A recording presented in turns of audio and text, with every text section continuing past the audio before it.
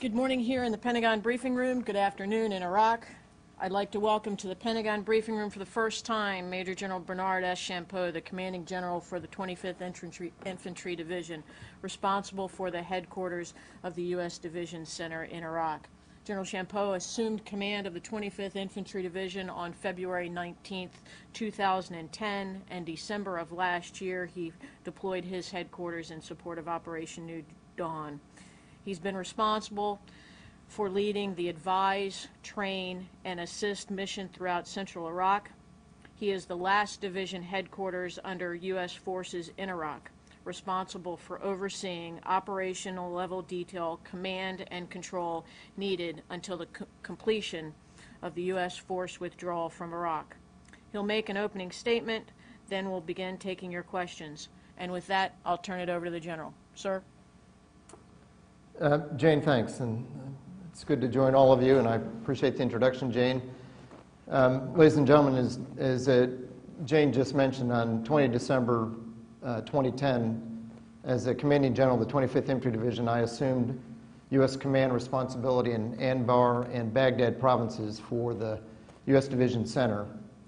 And on 7 September 2011, I took over responsibility from the former U.S. Division South for the 9 provinces in the South.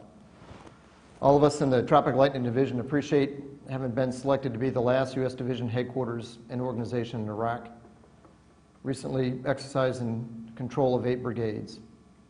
These are historic times in many ways, and the mission of coming last in this, as in any activity, is distinctively challenging. The task of receding U.S. forces from Iraq in accord with the deadline set by the security agreement has involved drawing down and dismantling bases, organizations, operational structures and capabilities, processes, and support functions, which we created and refined over many years. And in order to maintain operational effectiveness as long as possible, we are executing a very deliberate, thoughtful, and synchronized plan.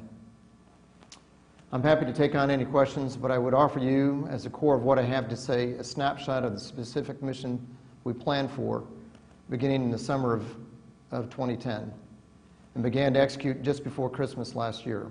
There are 4. First, strengthening the Iraqi security forces. We have maintained close day-to-day operational contact with Iraq's uniformed security forces, with the Iraqi Federal Police, and specialized and local police forces, as well as the Iraqi Army, at levels from multi-provincial to local. This has been honest partnership as we have worked to position the Iraqi security forces to deal effectively with violence and terror while respecting constitutional rights and democratic norms. We have been enablers acting by, with, and through the Iraqi security forces. We have been governed throughout by the concept of what works for the Iraqis. Whatever the eventual outcomes here, whatever subsequent relationships we have with Iraqi security forces, I'm proud of the practical interaction we have had and the basis we've created with the Iraqis for securing their society and moving from martial law to the rule of law. Second, protecting our forces.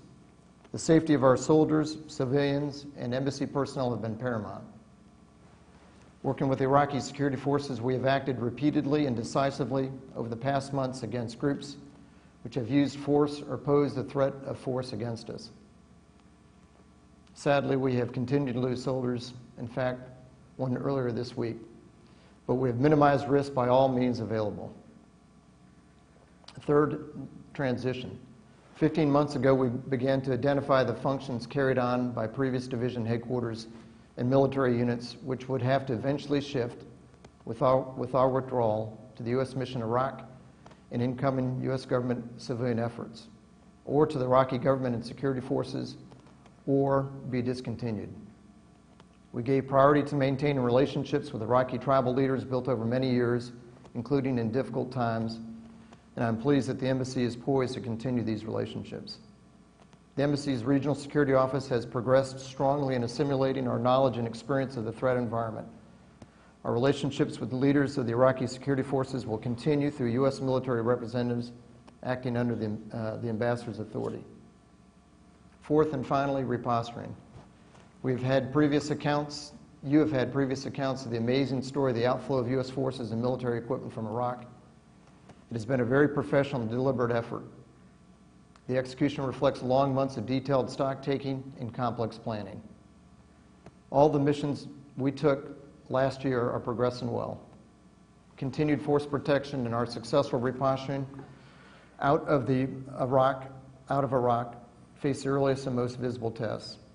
There will be no secrets if we fail, and our efforts will be judged over a longer time. But I'm confident at this point, and the Tropic Lightning soldiers and the soldiers assigned to the United States Division Center are proud that we have measured up to the expected standards of professionalism and commitment. Here, I want to stop and invite your questions. Thank you.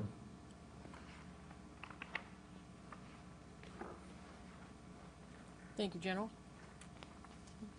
General Dave Wood from the Huffington Post. Would you give us a snapshot of the forces and stuff you've got left in the country that's still yet to come out? Yes, I give you a little bit of a snapshot. I currently, in United States Division Center, have just under 16,000 soldiers that we still have to redeploy. And if you look at that over time, when I assumed United States Division Center, we were just under 10,000. At one time, when we assumed the South, we grew to 23,000. And so now we're down to under 16,000 and on a good glide path to meet all our timetables. Some of the other statistics, we'll transition when we're done, 34 bases. We started here with just over 500,000 pieces of equipment, and of that, over 500,000, about 676,000 pieces of equipment. We still have about 374,000 pieces remaining in Iraq. And that includes, rolling stock, which are vehicles, weapons, SAPI plates, computers, so it's a lot of different things. And in terms of just rough order of magnitude, we still have about 3,400 truckloads remaining to haul out of Iraq on external lift assets. And we already have over 2,000 truckloads that are already spotted, and that leaves about 1,400 or so still to spot. So that, just rough order of magnitude, that's what we still have left to do.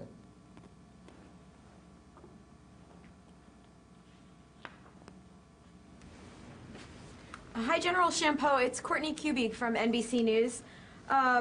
You mentioned the soldier who was killed earlier this week. I think it was in Kadamia.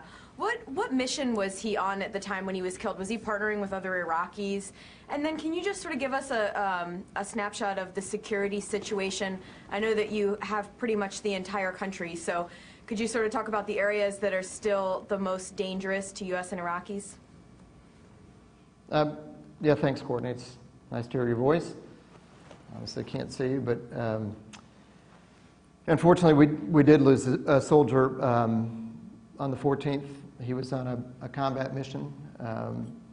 We still have forces that are partnered with Iraqi security forces, and we still have some of those forces that are still in smaller FOBs. He was en route from one base in Taji en route to another base when he was hit by an IED. The security situation is still obviously it's still demanding. This is still a dangerous place to be. But for the last year, we have advised and assisted. The Iraqi security forces have taken the lead, and all the trends have been fairly positive, as you well know. There still are some areas that cause us concerns, unfortunately, because Asab al-Haq is still active. Wherever our bases are, we've been receiving some indirect fire. And the routes that we've been using to move on, we've been receiving attention from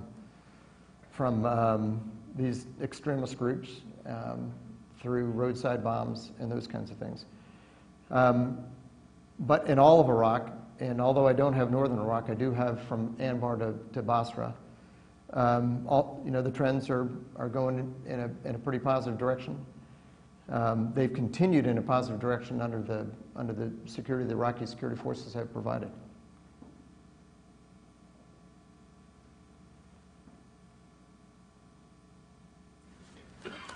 Thanks, General Champoux, and Mick wanted me to say hello. Thanks, Courtney. Please pass on my best to Mick. Thanks.